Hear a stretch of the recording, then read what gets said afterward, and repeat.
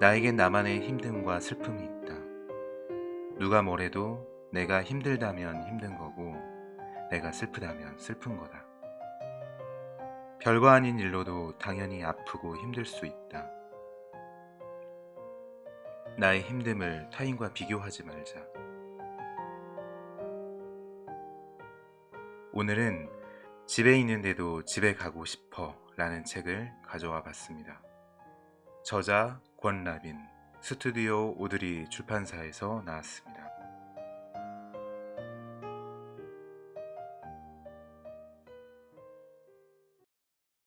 우울을 벗어나는 나만의 방법. 우울해지려 할 때면 우울에서 벗어나기 위해 따뜻한 물로 목욕을 한다. 그리곤 약간 덜 말린 머리 상태로 이불을 한아름 안고 무인 세탁소로 향한다. 빨래가 끝날 때까지 빨래방 근처를 서성이며 방금 씻어 개운한 몸으로 자연 바람을 두 팔 벌려 느낀다. 덜 말라서 아직 촉촉한 머리카락에 바람이 스치면 기분이 산뜻해진다. 어느새 건조까지 끝난 이불을 품에 안고 집으로 돌아가는 길엔 마음이 몽글몽글하다.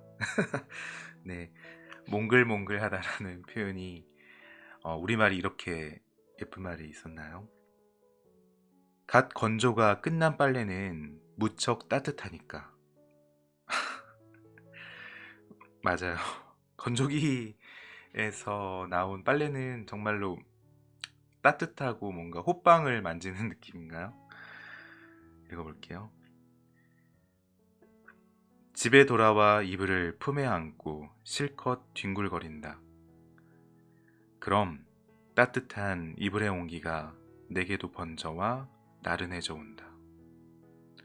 내 행복은 이처럼 사소하다. 꿉꿉했던 마음도 무거웠던 몸도 눅눅했던 이불도 어느새 좋은 향을 풍기며 보송보송 잘 말랐다. 그 따뜻함을 가득 안고 잠이 든다. 몽글몽글 보송보송 뒹굴뒹굴 이토록 사소한 내 행복. 네. 우울을 벗어나는 나만의 방법이라는 소제목을 읽고 저는 아마 뭐 특별한 방법이나 거창한 방법이 있을 거라고 생각했는데 사실 이렇게 사소한 곳에서 행복함을 찾을 수 있다는 것, 일상에서 감사함을 느낄 수 있다는 것은 저자가 가지고 있는 섬세함인 것 같아요. 저도 한번 해보려고요.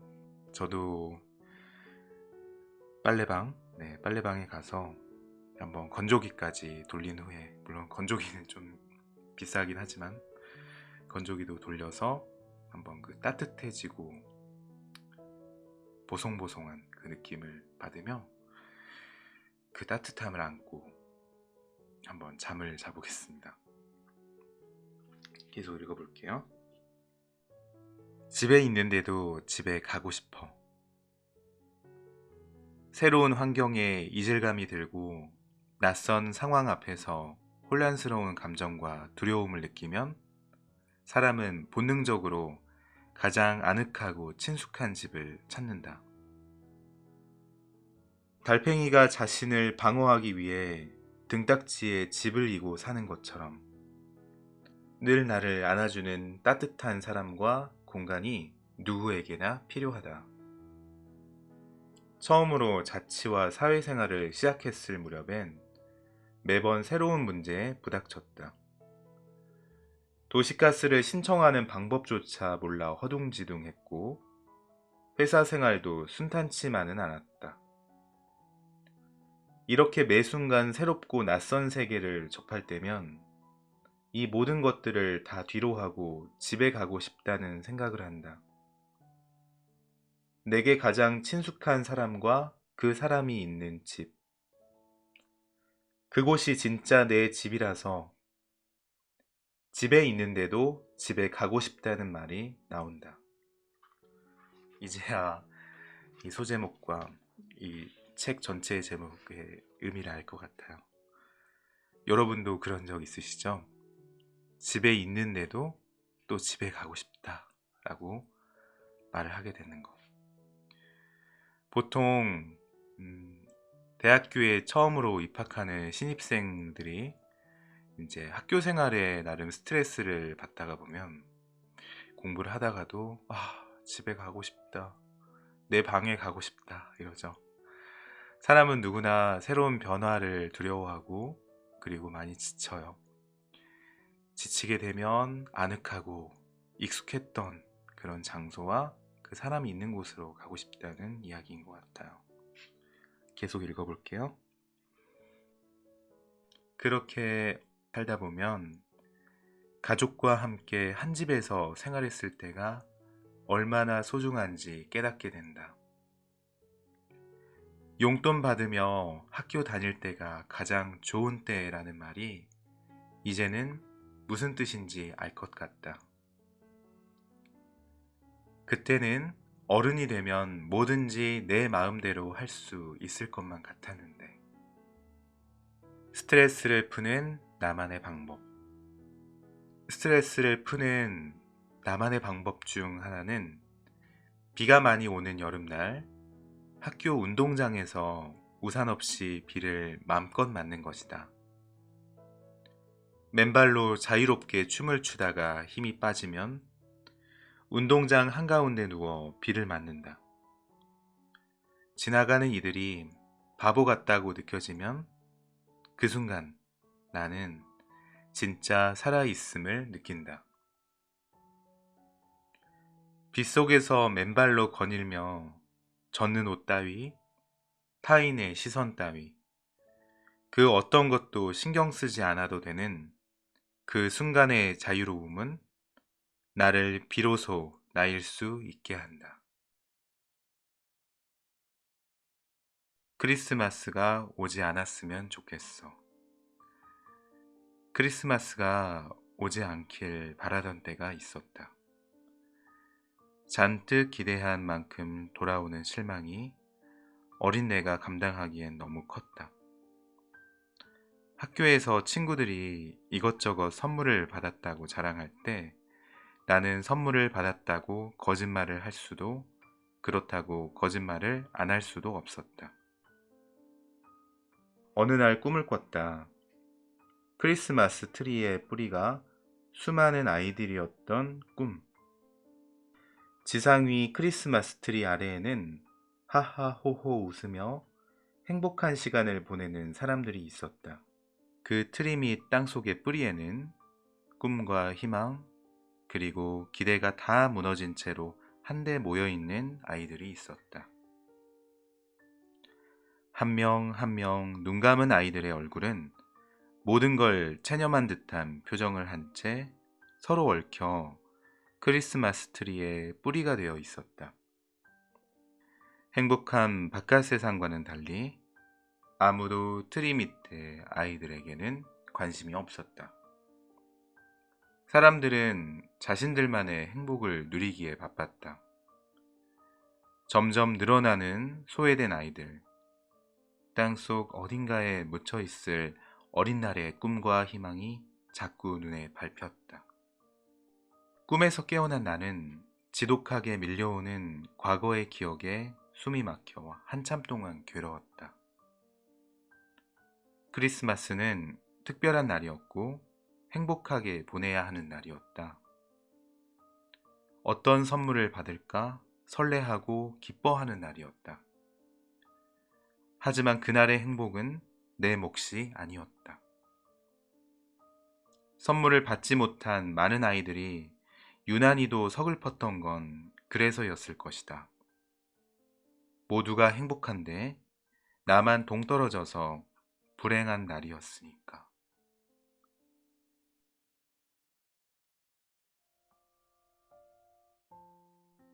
아무것도 할 수 없다는 생각이 들 때, 무리한 일과 잘못된 생활 습관 때문인지 작년 9월부터 몸에 신호가 왔다.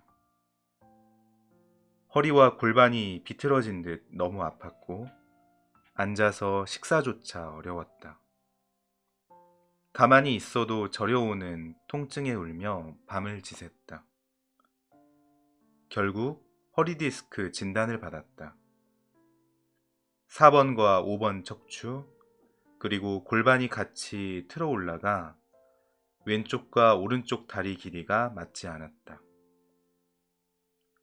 일은커녕 누워 있는 것조차 힘들어 밤마다 울기 일쑤였고 3개월을 병원과 화장실 갈 때 빼고는 늘 누워서 지냈다. 거울 속 내 모습은 살이 부쩍 늘어서 자괴감에 빠졌다. 이 몸으로는 아무것도 할 수 없다는 생각이 들었고 우울증이 다시 찾아왔다. 이 괴로움을 함께 나눌 사람이 필요했다. 나와 같은 고통을 가진 이들을 찾아간 곳은 한 커뮤니티 사이트였다. 그곳에서 많은 이야기를 나누면서 웃음을 찾을 수 있었다. 나보다 더 심각한 사람이 있는가 하면 그 아픈 몸을 이끌고 굳은 일을 도맡아 하는 공익근무 요원을 하는 사람마저 있었다. 그러나 대부분은 우울증과 불면증으로 정신과 약을 먹는다고 했다. 반짝이던 자신이 젊은 날에 아무것도 할 수 없는 사람이 되어보니 무기력해지고 우울감에 휩싸인다고 했다. 그 마음이 100번, 1000번 공감이 갔다. 각자 다른 삶을 살던 사람들이 허리 디스크라는 공통점만으로 공감하며 소통할 수 있었다. 나와 같은 고통을 가진 사람과 아픔을 나누는 것만으로도 위로가 된다는 말이 새삼 크게 와닿았다. 내가 겪은 고통 덕분에 당신을 이해할 수 있다. 우리 모두 각자의 별. 난생 처음으로 연인과 함께 서울에 있는 호텔 식당에 갈 기회가 생겼어요. 남자친구의 지인분이 그에게 고마운 일이 있었다며 식사권을 선물로 주셨거든요. 나도 그도 이런 상황이 처음이라 엘리베이터를 타고 41층까지 올라가는 동안에도 얼마나 낯설고 어색하던지 막상 도착했을 땐 고층에서 내려다 보이는 창밖 조망이 너무 아름다워 감탄이 절로 나오더군요. 드라마나 영화에서만 보던 멋진 곳에 남자친구와 함께 와 있으니 좋으면서도 순간 그런 생각이 들더라고요. 이런 곳에 와도 되나? 그때 제 수중엔 단돈 몇천 원뿐이었어요. 제 현실과 동떨어진 곳에 있으니 왠지 모를 괴리감이 느껴졌죠. 아무렇지 않은 척 자연스러운 척하며 고장난 로봇처럼 식사를 하는 동안 창밖 하늘은 불그스름하게 노을 졌다가 푸른 빛에 까만 물감이 번지더니 바닥에 별을 뿌려놓은 듯 수많은 자동차와 건물 불빛들로 반짝였어요. 와, 이렇게 높은 곳에서 바라보니 서울의 야경은 참 아름답구나 라는 생각과 동시에 그 자리에 있는 저는 마치 어울리지 않는 옷을 입은 양 조금 불편했어요. 사랑하는 이와 함께해서 마냥 행복한 저녁이어야 하는데 이내 곧 현실로 돌아가야 하는 신데렐라와 같은 처지라는 걸 너무 잘 알고 있었기 때문인지도 몰라요. 한여름밤에 꿈같던 식사를 마치고 볼 일이 있어 고시 공부하는 사람이 많다던 노량진에 가게 되었어요. 지나가는 사람마다 두꺼운 책과 노트북을 들고 생기를 잃은 듯한 얼굴로 어디론가 향하고 있었죠. 다들 무척이나 바빠 보였어요. 문득 내가 그에게 물었어요. 사람들이 생기가 없어. 저 사람들의 생기는 누가 앗아갔어? 한동안 말이 없던 그가 대답했죠. 그러게, 누가 빼앗아 갔을까? 누군가에겐 일상일, 서로 다른 삶의 모습들을 마치 하루 단기간 속성 코스로 경험한 것 같았어요. 서울은 늘 갈 때마다 가는 곳마다 새로운 기분인데 그 순간에는 어른 동화를 쓰고 싶은 까만 밤 같은 기분이랄까? 의자에 걸터 앉아 지나가는 사람들을 바라보다 고개를 들어 본 밤 하늘엔 가장 반짝이는 별 하나와 그 주위에 덜 반짝이는 수많은 별들이 있었어요.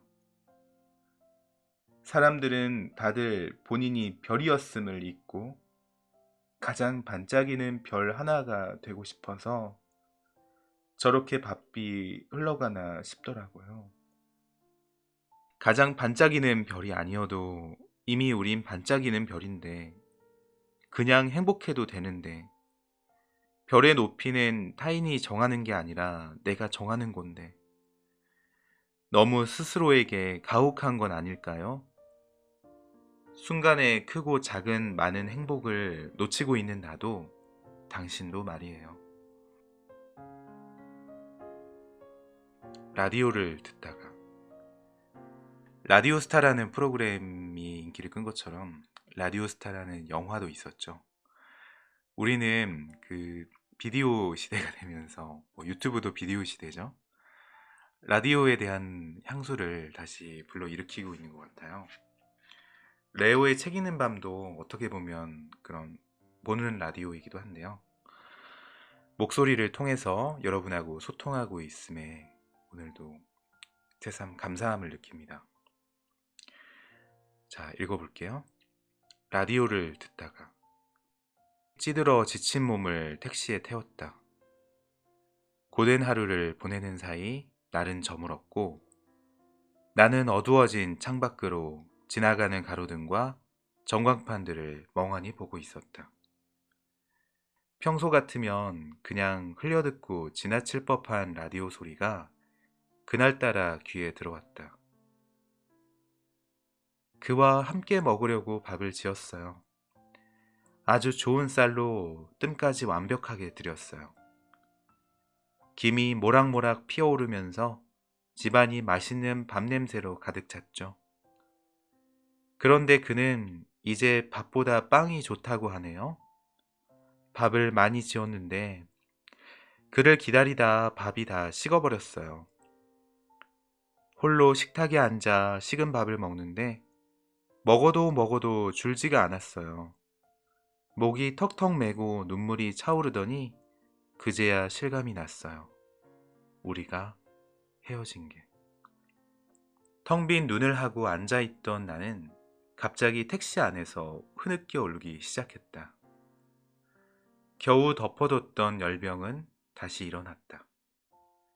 그 누구도 이별 후에 내 마음을 온전히 알아주던 이가 없었는데 라디오에서 흘러나온 사연을 듣고 공감과 위로를 얻었다. 그 후로 택시를 탈 때면 라디오 소리에 귀를 기울이는 습관이 생겼다. 그때마다 사연을 보냈던 그녀가 잘 살고 있는지 안부를 묻고 싶어진다.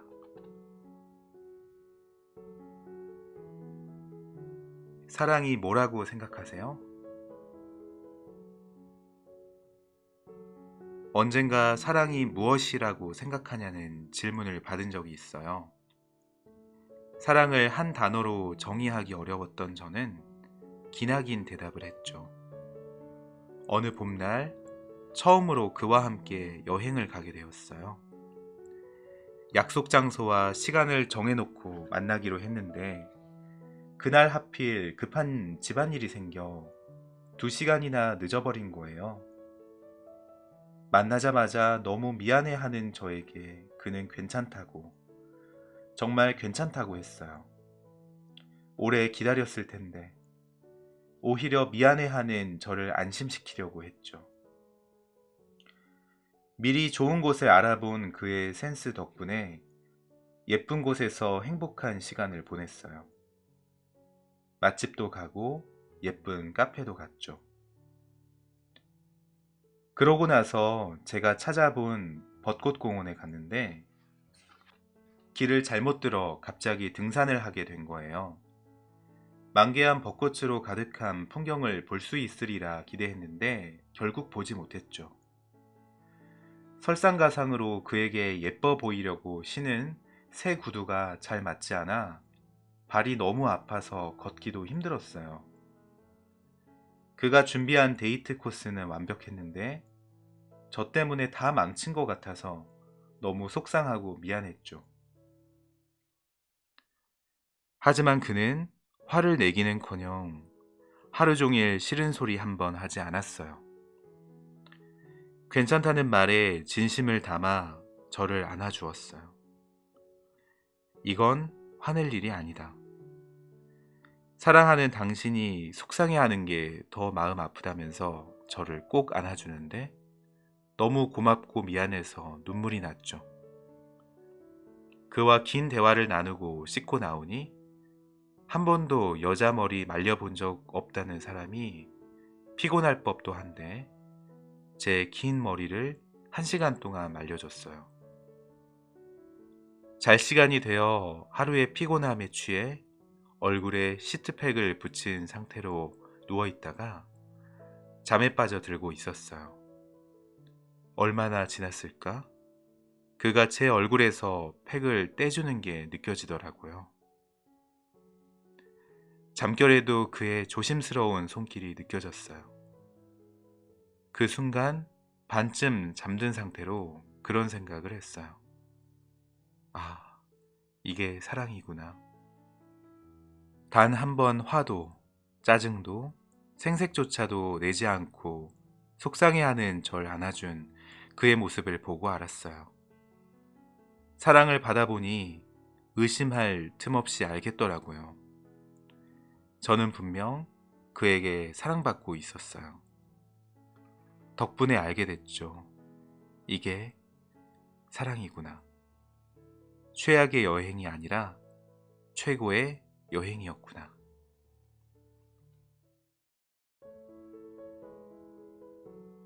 저는 오늘 아침에 일어났을 때 안개가 자욱한 하늘을 봤어요. 보통 안개가 끼면 앞이 잘 보이지 않아 불편함을 겪을 때가 많죠. 하지만 저는 안개가 낀 하늘을 보면서 오히려 감사함을 느꼈답니다. 왜냐하면 요즘처럼 여행을 가지 못할 때 마치 영국에 가서 영국의 안개를 느껴보는 그런 간접 체험을 할 수 있는 것 같았거든요. 감동과 행복은 하루 중 어느 때나 찾아옵니다. 하지만 그것을 놓치지 않고 내 것으로 만드는 것이 가장 중요한 것인 것 같아요. 집에 있는데도 집에 가고 싶어. 오늘 에세이를 저와 함께 읽어보았는데요. 여러분의 하루도 오늘 좋은 시간이 가득하기를 바라며 영상을 마쳐보겠습니다. 고맙습니다.